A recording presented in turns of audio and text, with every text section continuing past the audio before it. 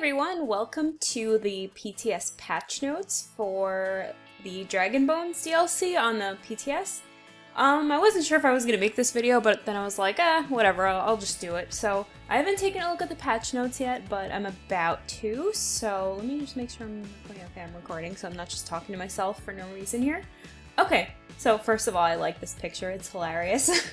So, let's see, the DLC pack, I think, is going to be free, except the dungeons you're going to need either an ESO Plus membership, or you can purchase it. But I know, like, the other updates besides the dungeons, like the outfit system and stuff, the home furnishings, the level up advisor, all that stuff is going to be a base game update, so you don't need to purchase anything for that. So let's take a look. What's going to happen? So the two new dungeons are called Fang Lair and Scale Color Peak. So for Fang Lair, it was once a large Dwemer mine. I don't know about you guys, but I'm getting kind of bored of the Dwemer. Maybe not a popular opinion, but I'm kind of bored by them, but okay.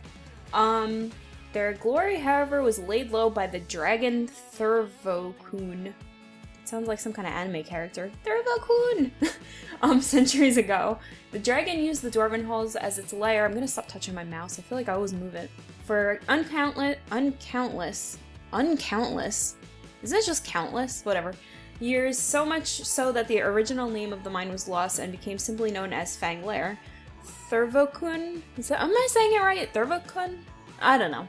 Eventually passed, but great power remained in the dormer halls. Adventurers from all of Tamriel sought to plumb the depths of Fang Lair to steal the treasures for themselves, but all met ruin. Now Orin the Black, a particularly powerful necromancer, and his followers have come to enact a ritual with which to raise the ancient dragon. Ooh, so we might have an undead, or we probably do have an undead dragon here.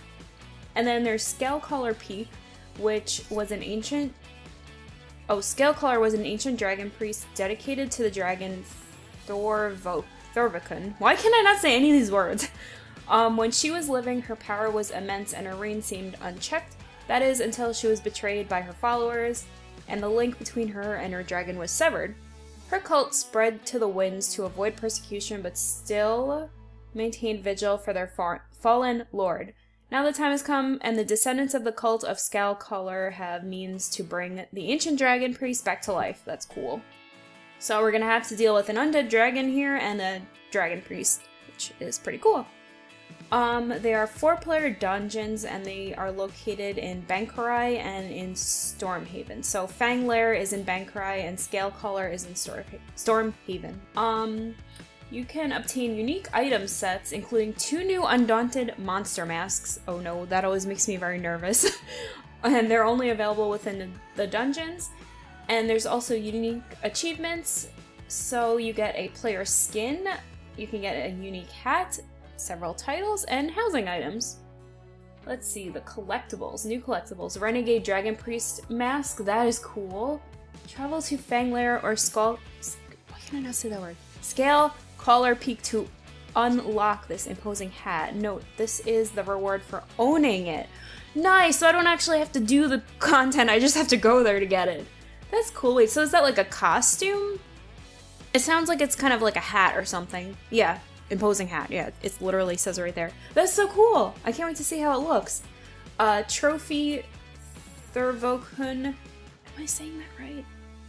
If you defeat him in the Fang Lair, you take the skeleton dragon head tome. That's kind of cool.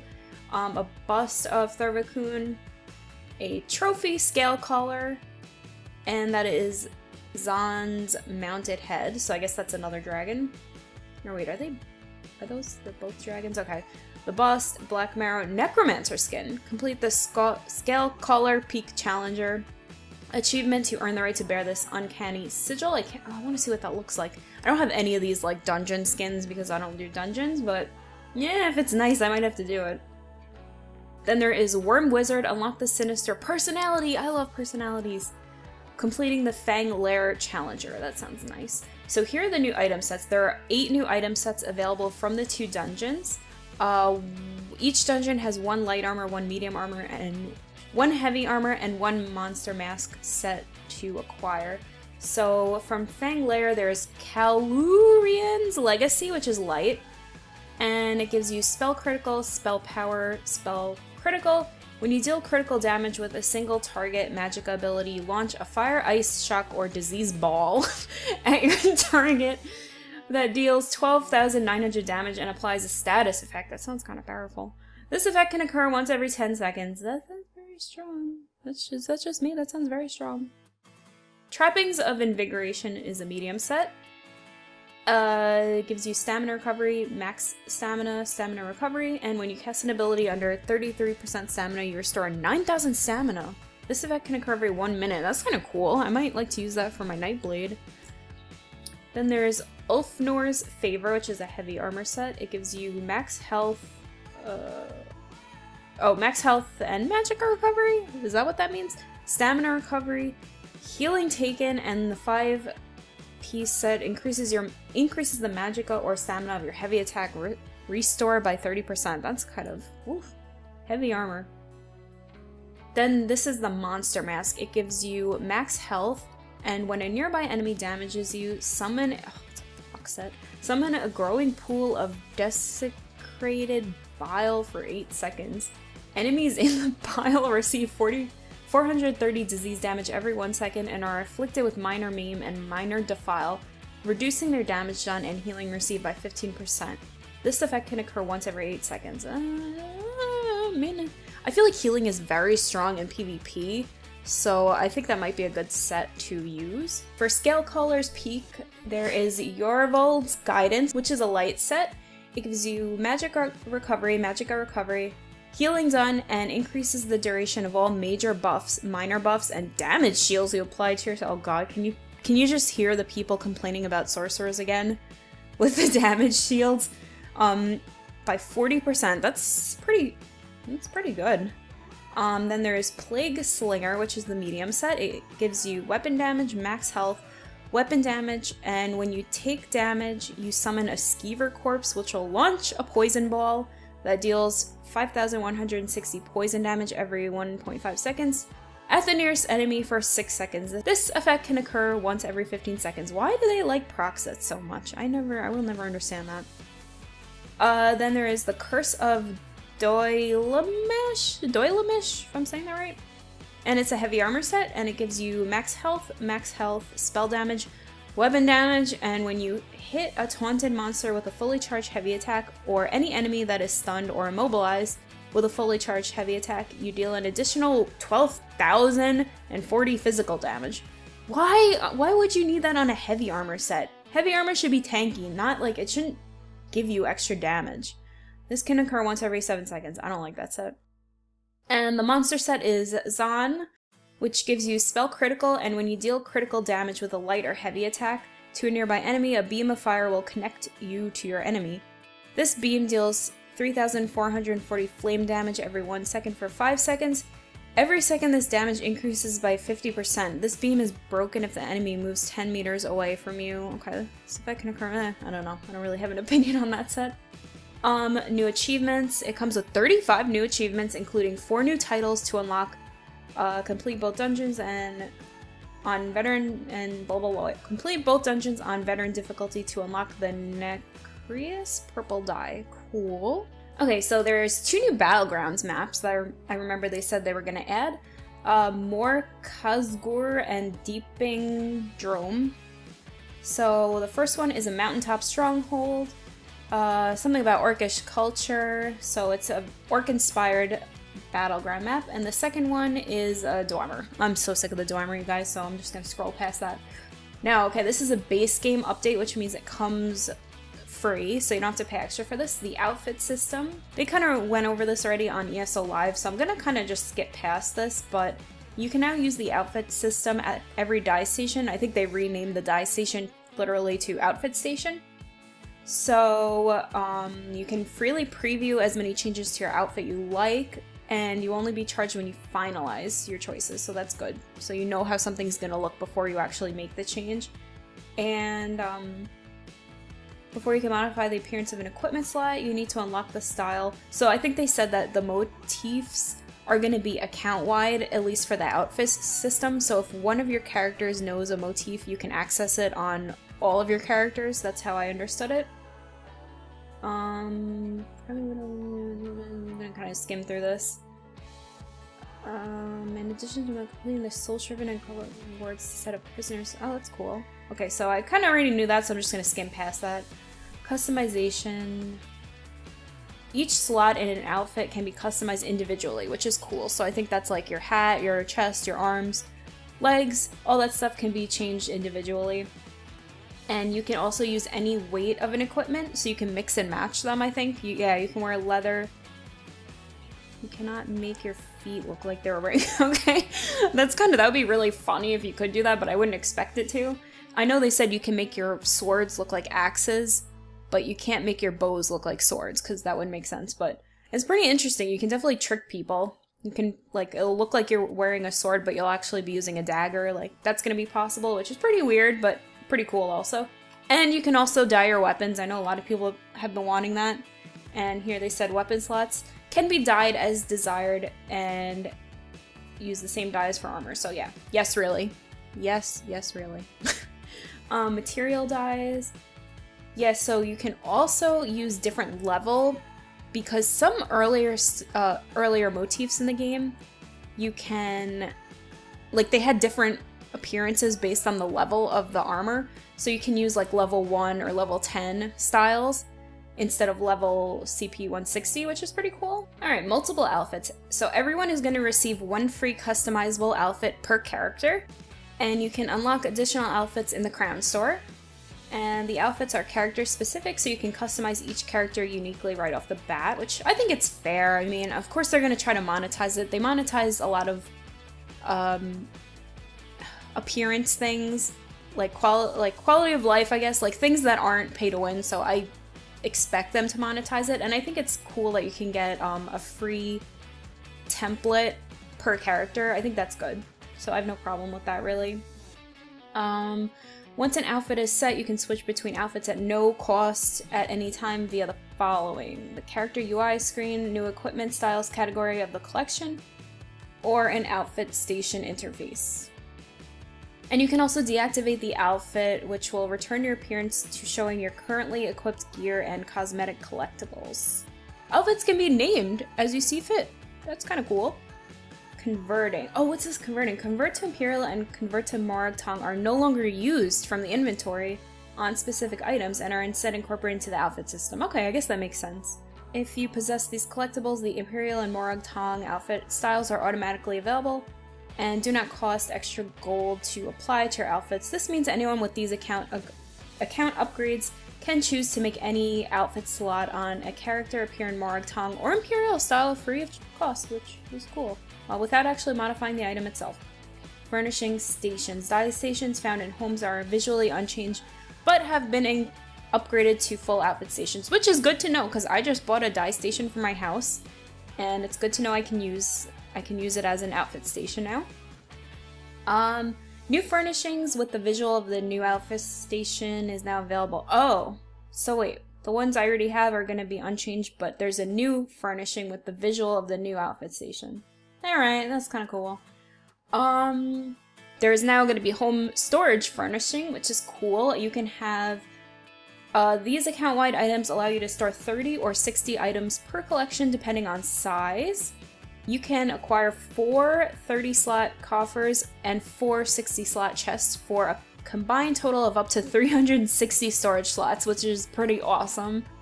I think that is great. I always have a lot of items, so... Although, I have to say, since they added that bank increase to ESO Plus, I have not filled up my bank, but still, it's good. I'm happy about that. To use a storage furnishing, travel to your home, navigate to the new storage section of the services category of the housing editor. Once you've placed a storage furnishing, you can use it at any time to deposit or withdraw items from that particular collectible. Each one has its own storage, which is separate from all other item storages. That is important to note. Unlike bank storages, ingredients stored in chests and coffers will not be used when crafting. And stored equipment will not appear in deconstruction, research, or upgrade windows at crafting stations. That is good to know. I can see people getting confused about that, so that's good.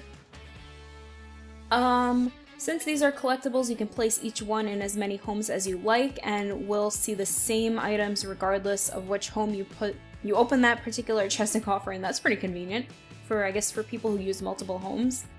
You can purchase storage coffers and chests from the Mastercraft Mediator, the Crown Store, or from Telvar merchants. Yay! IC is like relevant again if you have a house and you're interested in that.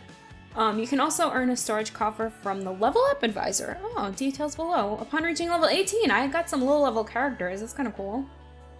New home, so I'm not really interested in this, but there's Cold Harbor Surreal Estate. I like that name. That's funny. This home has no furnished version. That's interesting. Princely Dawnlight Palace, which is... Ooh, I don't know where that's located. Is that in Cold Harbor too? I don't know where that is. And the Erstwhile Sanctuary? Something about Kvatch. So is that in the Gold Coast? I don't know. Master Writ update has changed some of its offerings. He's retired several of his furnishing plans for now and offers 6 new furnishing plans. I'm gonna kind of skim through these. Okay, let's take a look at the Level Advisor. Wait, is the PTS up yet? So, this new system is designed to teach new players about many facets of combat and progression in ESO. Contains useful rewards for new and veteran players alike as you progress from levels 2 to 50, and every 5 levels you will receive a milestone reward with something special such as a mount, crown crate, costume, or helpful weapon. How often do you get a mount, and what kind of mount? Oh, I guess it tells me right here. Simply open up the character UI to claim your rewards, so here's the list. Level 5, you get 2 green quality rings, part of the basic 2-piece item sets that grant crap. Level 10, you get the Sorrel horse. Okay, so I don't know which one that is exactly, but it's a horse. Which is good. I mean, new players that can't afford a mount, I think that's really good. And level 10, that's the same level you get to Cyrodiil, so it's a good time to get that horse. Level 15, you get a choice of 6 blue quality weapons. Level 20, a costume choice and a Fire Atronach crown crate, which I think you only get this once per account. Even if you create new characters, I think you only get that crown crate one time. Level 25, a choice of 6 purple quality weapons. Level 30, you get 4,000 gold. It's not that much. Oh, you get another crown crate here. Okay, that's cool. Level 35, you get a choice of 10 purple quality crafting improvement materials. Level 40, you get 6,000 gold and the Soul Shriven motif and an outfit token. That's actually really cool. Level 45, an Undaunted key, which I guess they're kind of merging that letter you get in the mail when you're level 45 currently, and then you can get your free Undaunted key that way by doing the quest. So I guess they kind of, I'm assuming they just merge that into the Level Up Advisor. And level 50, you get 10,000 gold and another Fire Atronach crate, which is cool. I think these rewards are pretty decent. I mean, I personally think the weapons and the rings are a waste because of how easy it is to already get weapons and rings in, like, just when you're playing normally, and you're gonna quickly out-level those, but I guess that's good. I don't know. Maybe I'm just kind of spoiled. And then there is the Skill Advisor system, which makes recommendations on how to spend skill points based on the build you select. That's kind of cool. You can use, I wonder how accurate that is, like how good it is. You can use the system to mold your character as you're leveling up or to help you re-specialize the build after reaching max level. To support this system, we've made some adjustments in the UI. The skill menu has been modified to accommodate the Skill Advisor system. Abilities and morphs will now be listed as recommended build. That's kind of interesting. That's kind of cool, like, how they did that. Morphed abilities will now display their base ability name in the tooltip. And note that the Skill Advisor can be toggled off, which is good, because I'm sure veteran players don't really need that. And of course, as usual, the champion point cap is going to be raised by 30 points, 10 in the red, blue, and green constellation. So the total is going to be CP 720. Oops, I'm just messing things up. 720, that's it's getting quite up there. And, ooh, the 32-bit client removal. I don't know anyone that uses it, but I don't think they're supporting it anymore, so use the 64-bit. Let's see, crafting and economy. All gold costs for the system are subject to change based on testing. Okay, the hide helmet hat and outfit style is not currently functioning properly. Okay, these are just like, I think, things they're aware of, issues. So I think these are just like bugs, so I'm kind of gonna scroll through these. Let's see, stuff I'm not really interested in. Oh, my graphics card wants to update, I'll do that later. Okay, Alliance War and PvP. Battlegrounds are once again no CP. Like, why don't they just make it so you can choose if you want to play CP or non-CP? Like, have an option for both people.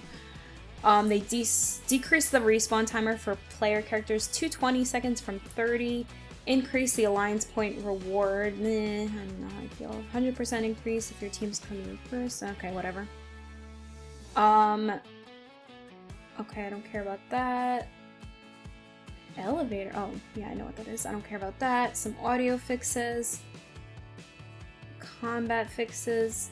Oh, combat and gameplay. Okay, this is Warden. Green Balance, Healing Seed. Reduce the cost of this ability and its morph by 28%. Animal Companion Swarm. Fixed an issue where this ability and its morphs were not being considered damage over time effects for various passive bonuses or procs. And I'm gonna kind of skim through this. This is for Orsinium. I see these are for DLCs, some like fixes. I think this is just the general combat and gameplay now, so oh gosh, this is gonna be bracing myself for some of these changes. Area of effect abilities now deal full damage to all targets hit. Wait, what? Instead of having the damage penalty after hitting 7 or wait, secondary. Is this removal of AoE caps? We want to encourage more tactical group gameplay where players are encouraged to spread out. Wait, but does this mean AoE caps have been removed? If I'm like reading that correctly, then that's kind of cool. It's a good start. Cast times and interrupts. Let's see. We've updated the rules for interrupting cast times abilities to provide a better opportunity to successfully cast them and clear counterplay for enemies to interrupt them. Reducing the movement speed penalty allows you to more easily position. Okay, but let me just rebalance and globally updated all cast times and channeled abilities along with the rule set for interrupting these abilities. Reduced the movement penalty while casting or channeling an ability to 25% from 50% penalty. Melee cast times and channeled abilities such as uppercut, puncturing strikes, etc., and some ranged abilities, rapid fire, are still exceptions to this rule. And allow you to move at full speed. Okay, that's cool. When an ability is interrupted, it is now put on a 3-second cooldown where it cannot be used. Oh, so it's punishing you. So if you have oh, that's so weird. If you are interrupted, you're kind of punished and you're not going to be able to use that skill for 3 seconds. That's kind of interesting. I don't know how I feel about that. Melee cast times and channeled abilities, uppercut, puncture, ultimate abilities, and heavy attacks are okay, so they're going to function as normal. When a cast time or channeled ability is interrupted, you will be staggered, stunned, and set off balance. After the stun ends, you gain crowd control immunity. CC immunity now grants immunity to all interrupt effects. After a cast time or channeled ability is interrupted, you will be immune to any future interrupts and crowd control until the CC immunity wears off. Okay, so this is only for players. Monsters are exceptions, so that's really only in PvP. You will now see the red interruptible telegraph on enemy player characters if they're casting or channeling an interrupt ability. And are not CC immune. Okay, that's interesting. Synergies, okay. Remove synergies from the global cooldown and they can now be activated while using other abilities. Yes, I think that is a good change. Synergies now have a shared 1-second cooldown with other synergies. Oh, okay. I don't know how I feel about this, actually. I don't know. Like, synergies never seem to work for me when I try to use them, so hopefully it means they work better now. Synergies now display a unique prominent visual effect indicating if a synergy is available and can be used. That's good because sometimes it's hard to tell if you can actually use a synergy or not. The effect will be hidden if you are on cooldown. Okay, that's good. Because, you know, you don't want to think you can use it and then find out, oh, I'm on the cooldown, I can't. So that's a good change. Updated the tooltip. Synergies now grant the synergy prompt to the 3 closest allies to the center of the synergy, up from only 1 ally. Okay, that's cool.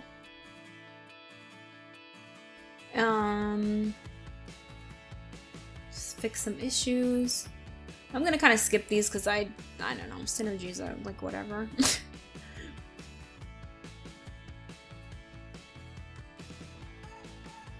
I think that, wow, that's kind of a lot of synergies. Block costs. A lot of people are speculating about this. Decreased the base cost of block to 1730 from 2160. Jewelry enchants that reduce the cost of block are now subtracted from this base cost first, then percentage reductions to the cost of block are applied. So basically what it means is that stacking jewelry enchants for block cost reduction passives will now be less effective than before. Ancient knowledge, reduce the cost of, yeah, okay. I don't know if that's really gonna do anything. I don't think it's gonna really, I don't know how much it's gonna affect perma blockers, to be honest. But I guess we'll see.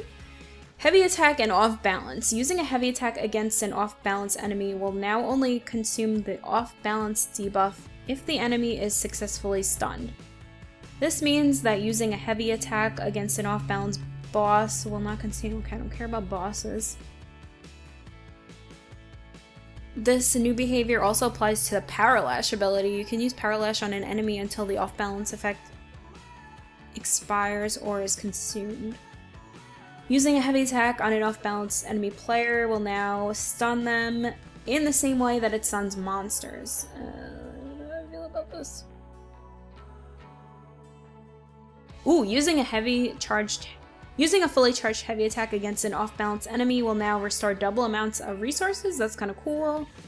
The off-balance visual effect is now larger and more prominent. I'm curious how these new effects are gonna look. Are these skill changes? Okay. Nightblade, Assassination, Teleport Strike. Decrease the amount of damage by this ability and its morphs by 13%. Okay. Templar, Ajax Spear, Focus Charge. Decrease the damage dealt by this ability and its morphs by 18%. So it looks like they're reducing the damage of gap closers. Puncturing Strikes. Refactored the damage done by this ability and its morphs so that it works more intuitively with damage taken bonuses on the enemy. Previously, the bonus damage to the closest enemy would be additive with damage taken bonuses such as minor vulnerability. This will result in increased damage on targets with weapons. So I think the same with Crit Charge. They decrease the ability and its morphs by 11%. Crit Rush. Decrease the damage bonus based on the distance traveled to 40% from 68%. Oof. Stampede. Decrease the duration of the snare to 4 seconds from 8. Okay, I'm like okay with anything reducing snares. Shield Charge. Decrease the ability and its morphs by 20%. Werewolf, they decrease that too by 16%. What's this? Okay, Alliance War Assault, Magic Detonation. Reduce the cast time of this ability and Inevitable to 1.5 seconds from 1.8. Not a huge change, but okay, it would be nice to see that skill a little more relevant to obliterating the Zergs, because I hate Zergs. Combat Fixes and Improvements. Fixed an issue where the stun animation from a sneak attack was showing on the enemy before your weapon or attack visually hit them. Yeah, I've seen that before. That's kind of weird. Nightblade Shadow Veiled Strike. Fixed an issue where the ability and its morphs would still stun and set an enemy off balance even if they could detect you. Oh man. I'm gonna kind of skim through these fixes because I'm not really interested in them. Wait, what? Okay, Alliance War PvP. Increase the length of time Allied well buffs last in Cyrodiil to 30 minutes from 10 minutes. Hey, that's fine with me. But I'm gonna have to like try to get them more often now. Imperial NPCs in Cyrodiil now have a chance to drop keep repairs. That's kind of cool. I mean, I never kill them, but now maybe I have a reason to kill them if I'm too cheap to buy them with AP. Fixed an issue that would cause larger player characters to not appear in high resolution. I don't really care about this stuff. I don't really care about this. Crafting, these are like bug fixes. Okay, I don't know, I'm not really interested in this stuff. That was it? I was kind of expecting some bigger changes. Did I miss something? Alright, well, I guess I was expecting, like, more larger, combat changes. I thought they were doing something to make attacks more, like, heavy attacks shorter or something? Hold on, heavy... Did I miss it? I probably missed it. Heavy Did I miss... Did it... Use me heavy? I could have sworn they said, that... Or maybe... I don't know, maybe it was a rumor, because someone said it that they were gonna make heavy attacks shorter or something. Alright, I guess not. I guess that person was wrong. They were probably trolling and I fell for it. So those are the patch notes. I'm sorry I didn't read everything. I'm like losing my voice now. But I kind of just read over the things that interest me. So next thing, I'm gonna go and test the PTS. I don't know, I like kind of want to start streaming, but at the same time I don't want to. I'm sorry if you can hear the noise outside my window. They're like doing some work. But I'm either gonna probably record it, but I don't know. I'm kind of tempted to start streaming, but like I said, I don't know, I'm kind of shy, I don't like streaming. But I'll see, so thanks so much for watching everyone, let me know in the comments what you think about these patch notes, and I will see you guys soon in the next ESO video. Bye guys!